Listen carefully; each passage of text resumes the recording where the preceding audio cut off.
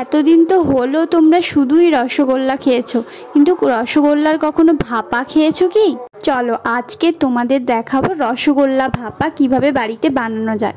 এর জন্য সবার প্রথমে আমি 1 কাপ মতো দুধ নিয়েছি, সেটাকে আমি গ্যাসে একটু ভালো করে গরম করে নিলাম। দুধটা যখন ভালো করে গরম হয়ে আসবে তখন এর মধ্যে দেব 2 চামচ গুঁড়ো দুধ আর 2 চামচ কাজু বাদাম বাটা। কাজু বাদামটা একদম অপশনাল, তোমরা ওটা চাইলে নাও দিতে পারো।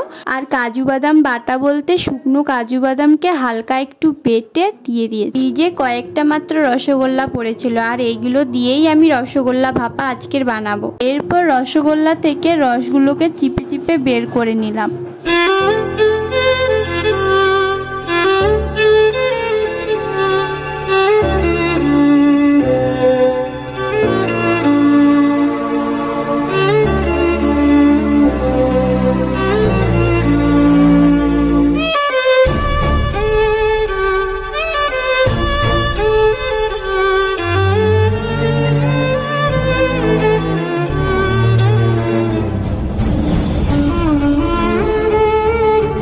এরপর একটা সিলভারের পাত্র নিয়েছি আর তার মধ্যে সব রসগোল্লাগুলোকে রেখে এরপর ঘন করে রাখা যে দুধটা বানিয়ে রেখেছিলাম সেগুলো এর ওপর ভালো করে ছড়িয়ে দেব।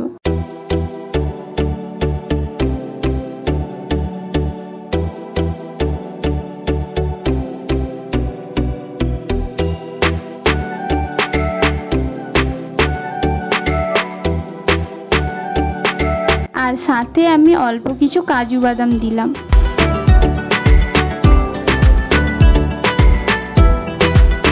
এরপর এটাকে গ্যাসে রেখে একদম লো আঁচে ঢাকনা দিয়ে রেখে দেব বেশ কিছুক্ষণের জন্য।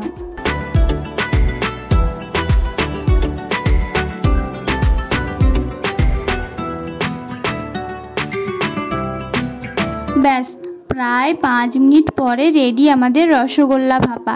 এটা কিন্তু খেতে দারুণ হয়েছিল, তোমরা কিন্তু বাড়িতে অবশ্যই একবার ট্রাই করো। যাই হোক, তো ফ্রেন্ডস ভিডিওটা কেমন হয়েছে অবশ্যই কমেন্ট করে জানিও, আর ভালো লাগলে একটা লাইক করে দিও, আর সাথে সাবস্ক্রাইব করতে ভুলে যেও না। তো চলো ফ্রেন্ডস, আজকের ভিডিও এই পর্যন্ত, ফিরছি নেক্সট ভিডিও নিয়ে। ততক্ষণ ভালো থেকো, সুস্থ থেকো, অ্যান্ড টাটা।